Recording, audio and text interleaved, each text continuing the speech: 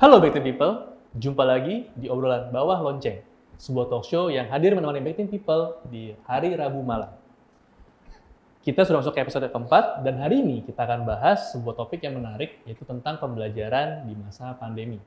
Di episode sebelumnya, kita sudah dengar cerita sharing dari rekan kita yang adalah mahasiswa, alumni mahasiswa, dan juga siswa SMA. Nah, saya nggak sendirian, saya Arnold, dan saya ditemani juga dengan Kak Sony. Halo Arnold. Gimana kabarnya Kak? Baik. Oke, Kak gimana? Kan kita di episode sebelumnya sudah dengar nih sharing dari teman-teman kita, ya ada yang alumni mahasiswa dan ada yang siswa SMA. Iya. Gimana tuh Kak Sony? Ya, menarik ya. Baik yang dari SMP ke SMA, dari biasa onsite, online, balik lagi onsite, maupun yang dari onsite, online, lalu tiba-tiba kerja. Keduanya punya pergumulan masing-masing, baik soal mereka berelasi dengan teman-temannya, nongkrong-nongkrongnya, maupun juga perubahan-perubahan cara mereka belajar, jadi secara akademis dan sosial yang mereka memang terpengaruh ya. Tetapi mungkin juga menjadi menarik untuk melihat ada orang-orang lain di seputar proses belajar itu, gitu. Ada guru, ada orang tua, ada orang-orang yang berkecimpung di dunia pendidikan, gitu. Mungkin mereka juga punya pergumulan dan pengalamannya tersendiri ya. Iya, bener banget nih Kak. Jadi mungkin buat Back Team People ya, kita membahas itu spesifik sebuah konsep yang namanya learning loss gitu. Jadi di masa pandemi ini karena perubahan ya, kemarin dari yang biasanya tatap muka, kemudian menjadi harus online, itu ada banyak interaksi yang hilang, ada banyak mungkin juga pembelajaran yang berubah atau mungkin tidak seperti sebelumnya, seperti itu. Nah, kemarin kita sudah dengar dari rekan-rekan kita yang mungkin dari sisi pembelajarnya gitu ya. Hari ini kita akan dengar dari sisi orang tua dan juga dari sisi pendidik atau pengajarnya. Dan juga nanti kita akan dengar dari sisi seorang psikolog pendidikan. Siapa tuh Kak tamu kita yang spesial pada malam ini? Ya, untuk pengalaman mengajar sebagai guru, nanti kita akan dengar pengalaman dari Ibu Leonie. Lalu nanti dari pengalaman mungkin juga keseharian maupun juga pengalaman ia berhubungan dengan pihak sekolah, dari orang tua kita akan ngobrol-ngobrol dengan Ibu Mary. Oke, dan juga yang istimewa hari ini kita akan kedatangan juga Hana Talita, seorang psikolog pendidikan yang juga akan berbagi dengan kita tentang learning loss. Jangan mana-mana, tetap di obrolan bawah lonceng. Oke, Back to People, sudah hadir bersama kita, ada Ibu Mary dan ada Ibu Leonie. Selamat malam, Ibu Mary. Selamat malam, Ibu Leonie. Oke, mungkin sebelum kita mulai boleh kita kenalan sedikit ya. Mungkin boleh dari Ibu Mary, silakan memperkenalkan dirinya. Terima kasih. Saya Ibu Mary Batibang. Keseharian saya itu sebagai ibu rumah tangga dan punya anak satu umur 7 tahun. Oke. Terima kasih, Bu Mary. Bu Leonie, silakan. Profesi saya adalah guru mata pelajaran, dan saya juga dipercayakan menjadi wali kelas di salah satu SMA swasta di Jakarta Barat. Saya mengajar kurang lebih sudah 30 tahun. Oh, sudah lama ya. Oke. Nah, kita malam ini akan ngobrol-ngobrol nih dengan Bu Mary untuk wakil dari sisi orang tua dan juga dari Bu Leonie wakil dari sisi guru gitu, tentang tantangan pembelajaran selama masa pandemi. Mungkin boleh dari Bu Mary dulu ya. Bu boleh cerita dikit kayak kemarin ketika masa pandemi, bayangin berarti ketika anak Bu Mary kan dari TK naik ke SD kemarin ya. Gimana sih Bu kemarin tantangannya, kendalanya gitu sekolah gitu? Kendala ya. Oke. Selama belajar dari rumah itu, pas anak saya masuk TK kan, memang kita sudah belajar dari rumah. Jadi selama TK sampai naik ke kelas 1 SD itu tetap belajar dari rumah. Tantangannya tuh lumayan banyak. Sebagai orang tua yang kesehariannya di rumah ini, yang harus ngerjain ini itu, selama anak belajar di rumah, kita harus punya waktu yang ekstra untuk mengawasi anak selama belajar online, karena peran orang tua itu harus lebih banyak daripada guru yang mengajar secara online gitu. Karena sebagai orang tua kita yang tahu keadaan anak saat belajar. Jadi tantangannya seperti itu. Kemarin aktivitas yang bisa diberikan sama guru seperti apa sih? Kalau aktivitas dari guru yang di TK kan masih kebanyakan bermain ya. Jadi paling membaca, mewarnain atau bikin puzzle gitu.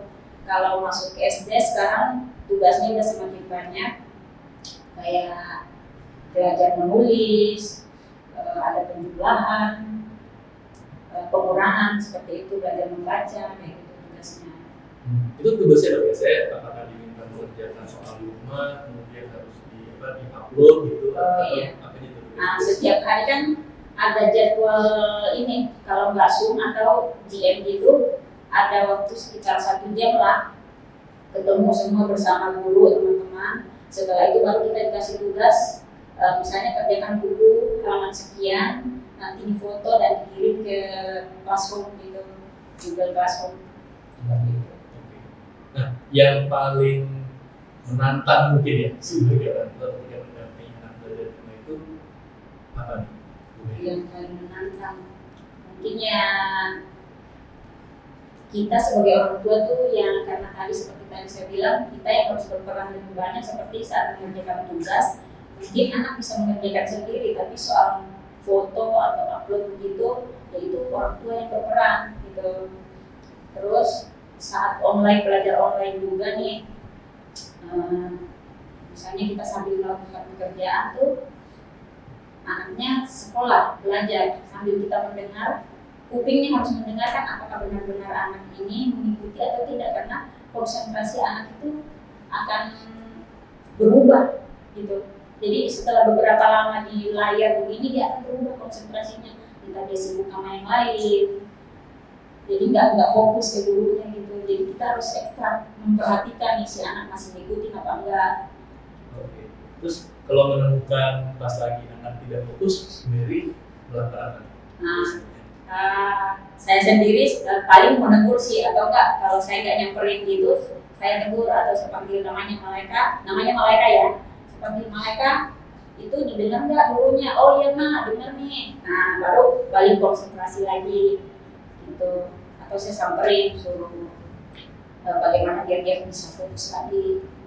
Jadi memang tetap perlu dipantau ya. Iya. Bisa udah nih kamu depan Zoom udah Enggak, tetap gitu ya. Walaupun kita nggak duduk di sampingnya mengontrol, tapi sambil dari sisi lain kita tetap mendengar nih, oh anaknya masih fokus, oh ini nggak ada responnya ke pertanyaan guru atau apa gitu. Jadi tetap kita kontrol. Oke. Nah, kemudian kalau dari sisi mungkin interaksi sosial ya, mungkin dengan teman-temannya, interaksi dengan guru, apa yang mungkin paling menantang selama ini? Kalau interaksi ya justru anaknya yang kehilangan ya interaksi ya, karena hanya sebatas ngeliat temannya itu sama gurunya itu hanya di layar, kenal nggak, bahkan saat ketemu pun dia nggak bakalan kenal karena memang interaksinya nggak ada ngobrol bersama atau bermain bersama, nggak ada. Oke, terima kasih Bu Mary. Sekarang kita tentu ingin juga mendengar pengalaman dari sisi gurunya ya. Bisa dikatakan ini sisi sebelahnya kalau Bu Mary di rumah kameranya, nah ini lawannya ada di sebelah kanan. Gimana boleh lebih pengalaman selama masa pandemi, apa yang menarik atau mungkin paling berasa berubahnya ketika proses belajarnya berubah sekarang? Biasanya kan saya kalau mengajar di kelas jadi keliling gitu ya, keliling. Sekarang saya harus mengajar di depan layar. Cukup banyak siswanya, ada 36, berarti ada 2 layar. Nah, terus terang yang pertama itu saya merasa saya ini ngajar itu saya didengar nggak ya?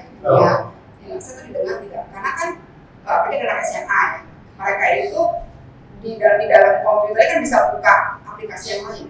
Mereka bisa buka IG mereka bisa lihat YouTube gitu kan.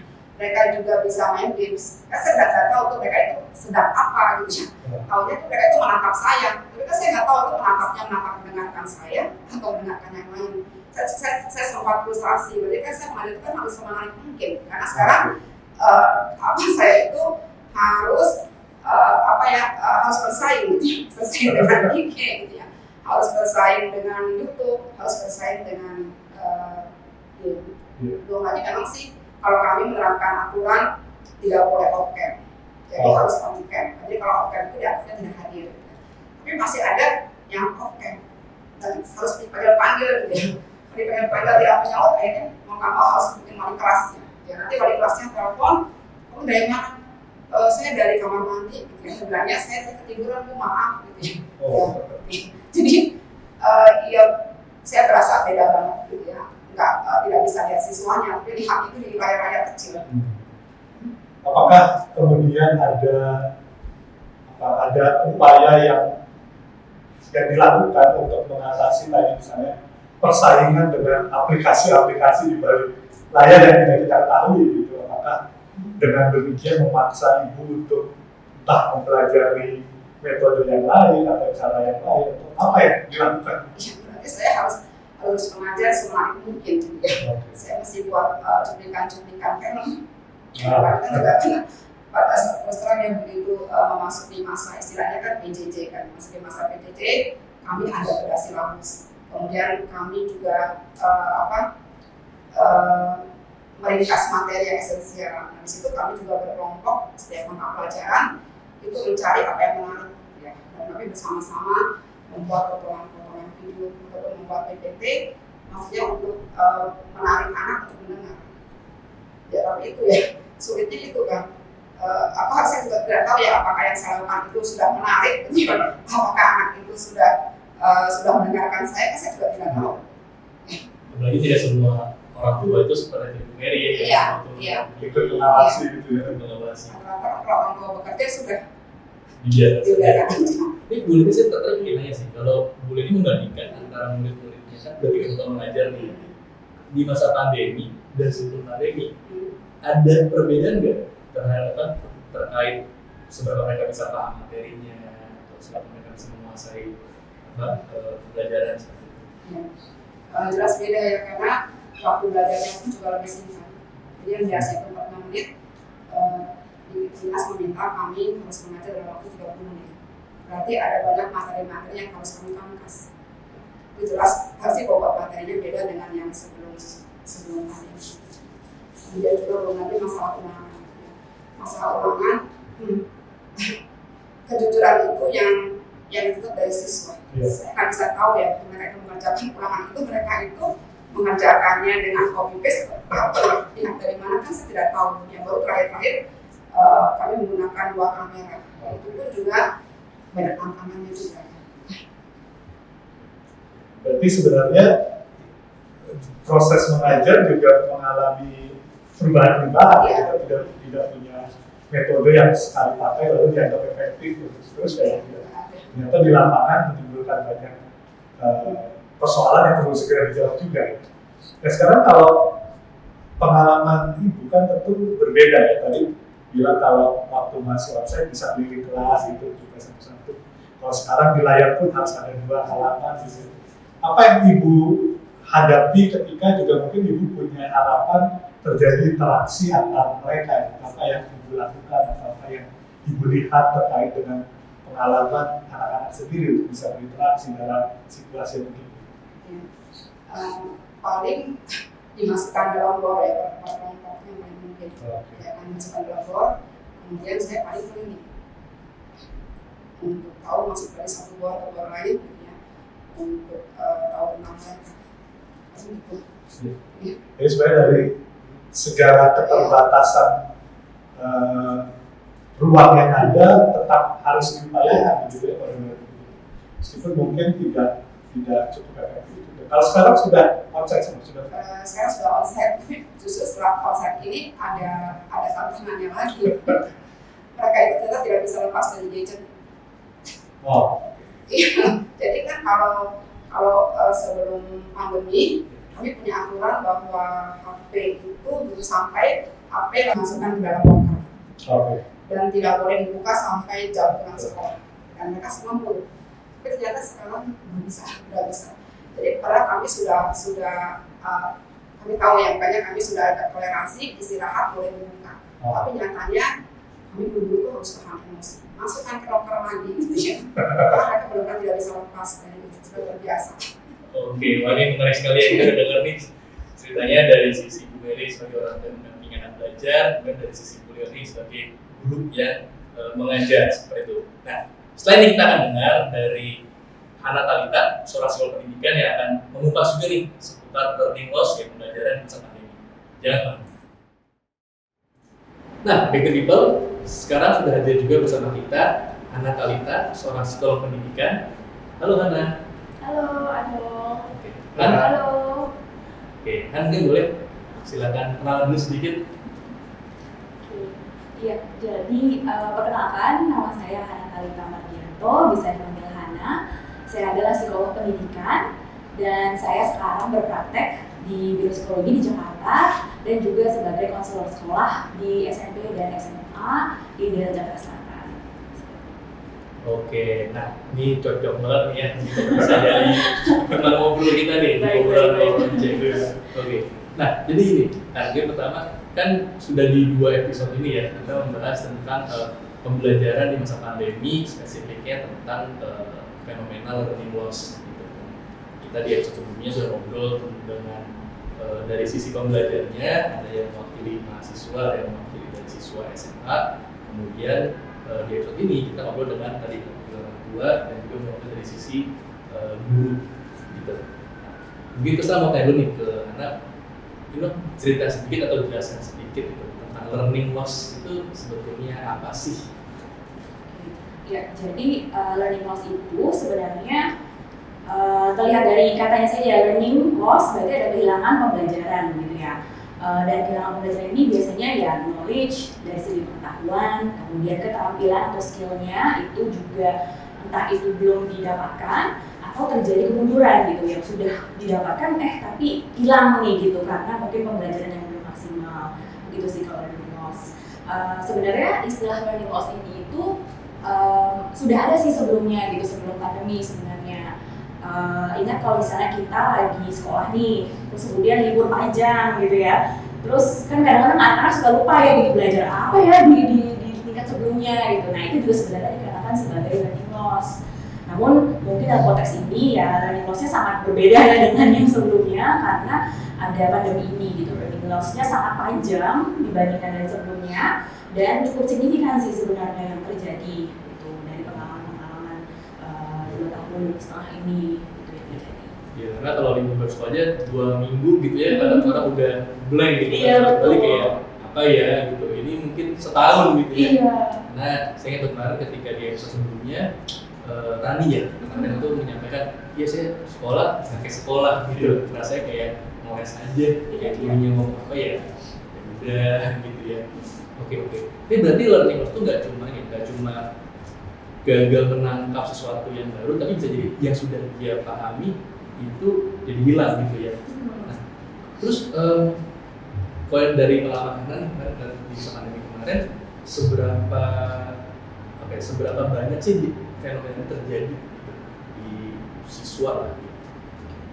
Kalau dari angka sih ya belum ada sih ya bagaimana gitu secara realnya sebenarnya impact-nya atau dampaknya seperti apa. Tapi kalau lihat dari riset, lihat dari berita gitu ya, ternyata kalau misalnya nih yang saya tahu di Amerika yang sudah ada pengukurannya, itu nilai tes matematika dan reading atau membacanya itu memang agak berbeda dengan cohort-cohort sebelumnya gitu. Jadi mungkin entah karena pembelajaran yang belum maksimal itu kan ya karena pandemi, karena juga belajar di rumah gitu, ada perubahan dan ada perbedaan gitu dari pencapaian nilai. Kalau dari pengalaman-pengalaman yang saya dapatkan ya pasti tentu ada ya karena ada guru-guru yang juga bercerita gitu, oh kelas 1 nih ketika yang angkatan-angkatan sebelumnya kayaknya udah lumayan siap nih untuk membaca gitu ya, maksudnya yang dasar untuk akademiknya tuh udah bisa, tapi kalau sekarang kok kayaknya masih ada beberapa yang butuh bantuan gitu yang mungkin ketika sebelum sekolah formalnya gitu di fakultasnya mungkin karena online mungkin belum maksimal seperti itu sih, jadi memang ada sebenarnya beda. Nah kemudian apa nih yang bisa dilakukan gitu? Atau bagaimana sih kita bisa menanggulangi ya dampak dari learning loss ini? Jadi yang pasti mungkin awalnya bisa dimulai dengan pemahaman bahwa ini terjadi sama semua orang gitu kan ya. Itu bukan karena salah anaknya atau mungkin salah orang tuanya atau bagaimana. Ini adalah pengalaman yang ya rata gitu sebenarnya terjadi. Oke, mungkin ada beberapa anak yang bisa cukup bisa belajar sendiri gitu untuk mengejar ketertinggalannya. Tapi ada juga anak-anak yang memang perlu dibantu gitu kan ya. Jadi mungkin mulai dari mindset dan pemahaman dari orang tua, dari sekolah, dari guru bahwa ya ini sesuatu yang terjadi dan yaudah ayo kita sama-sama cari nih gitu alasannya. Langkah-langkahnya apa saja yang bisa dilakukan. Mungkin itu yang pertama dipahami dulu oleh semua anggota-anggota yang ada di sekolah gitu. Kedua, mungkin yang bisa dilakukan adalah di mapping kali ya, yang itu yang paling bisa dilakukan. Mapping itu artinya mencari tahu dulu nih sejauh mana sih gitu pencapaian mereka sekarang dibandingkan dengan standar kelas tersebut. Misalnya dari kelas 1 biasanya sudah bisa ABCDE. Oke, berarti di mana nih anak-anak ini dibandingkan dengan standar itu. Tapi tentunya untuk bisa mencapai standar tersebut kan ya mungkin agak sulit ya gitu karena dampak dari dana itu sendiri. Jadi mungkin dari sekolah, dari orang tua itu bisa sama-sama bekerja sama untuk menentukan mereka sampai di mana dan tentukan tujuan yang cukup realistis. Mau sampai mana nih capaiannya gitu. Misalnya sudah bisa baca kata 2 sampai 3 subkata misalnya, ya sudah nextnya berapa nih, 1 kalimat misalnya, atau jangan dulu mungkin 1 paragraf, mungkin mereka belum bisa, itu yang mesti diperhatikan terlebih dahulu gitu. Jadi approach-nya harus lebih one by one ya saya rasa gitu, supaya tidak ada yang tertinggal gitu. Kayaknya kita kan mau maju bersama nih ceritanya setelah dari pandemi, setelah dari karena saya pikir kesempatan setiap orang di rumah kan pasti beda-beda gitu. Ada orang tua yang tadi seperti Bu Mary yang memang mau dan peduli dan memang punya waktunya juga untuk bantu anaknya. Namun ada juga yang bekerja yang ya kita juga nggak bisa menyalahkan mereka ya karena memang punya tanggung jawab yang berbeda juga. Jadi setiap orang harus kita lihat begitu bagaimana sampai mana pencapaiannya, dan mungkin dari sekolah juga bisa sambil mengidentifikasi gitu kira-kira siapa-siapa aja yang butuh bantuan tambahan mungkin untuk mencapai standar yang tadi ditentukan. Oke, nah kan kebetulan juga Kak Sony adalah salah satu yang mengalami lebih dari masa S2-nya. Mungkin ada yang mau ditanyakan nih sama Kak Sony? Ya, jadi kalau saya mungkin sudah bisa disebut lebih mandiri begitu ya, diharapkan begitu ya. Tapi kalau dari tadi, jadi menurut saya menariknya adalah ternyata mungkin jawabannya tidak bisa satu untuk semua gitu ya. Jadi kayaknya berarti di situasi seperti ini untuk mengejar itu orang tua pun harus punya pengenalan anaknya sudah sampai mana, bukan cuma sekedar melihat standar sekolah kok kamu nggak nyampe ke situ gitu ya. Jadi mungkin itu yang bisa jadi pergumulan atau mungkin langkah awal kalau memang kita semua sepakat untuk ada yang hilang dan ada yang perlu dikejar. Gitu. Jadi seperti berharap ada sesuatu yang bisa menjawab sebuah ketertinggalan ini rasanya sesuatu yang agak jauh untuk wilayah. Jadi kalau menurut Hana mungkin inilah waktunya masing-masing memeriksa sejauh mana si peserta didiknya udah sampai lalu mau sampai mana ya, begitu ya. Dan kalau tadi kita juga sebut tentang orang tua dan ya orang tua ya, support orang tua yang sangat besar itu betul sekali gitu. Kalau juga yang saya alami gitu, orang tua pasti yang mau lebih mendorong gitu ya anaknya, terutama kalau yang masih kecil ya, bahkan yang di SD gitu. Kemudian kalau yang SMP SMA mungkin orang tua bisa lebih mendorong kesadaran belajarnya yang ditingkatkan, nggak harus didorong-dorong nih sama orang tua karena sudah lebih dewasa, mereka harus lebih punya motivasi pribadi lah untuk mau kembali belajar, mau berusaha lagi supaya lebih maksimal belajar. Oke, wah ini seru banget penjelasannya ya. Tadi sudah dengar nih dari sisi orang tua, dari sisi guru, dan juga dari sisi anak sebagai sisi pendidikan. Dan tadi itu sudah dengar tadi bagaimana Bu Mary sebagai orang tua yang kemudian bisa nih mendampingi gitu ya anaknya, memastikan ini sudah tangkap belum gitu ya, apakah sudah bisa paham atau belum. Dan dengar juga dari sisi Bu Leonie yang sebagai pengajar mungkin juga ada tuh cemas-cemasnya, ini saya ngajar nih anaknya ada nggak sih di sebelah sana, apakah cuma ngeliat kosong doang gitu kan.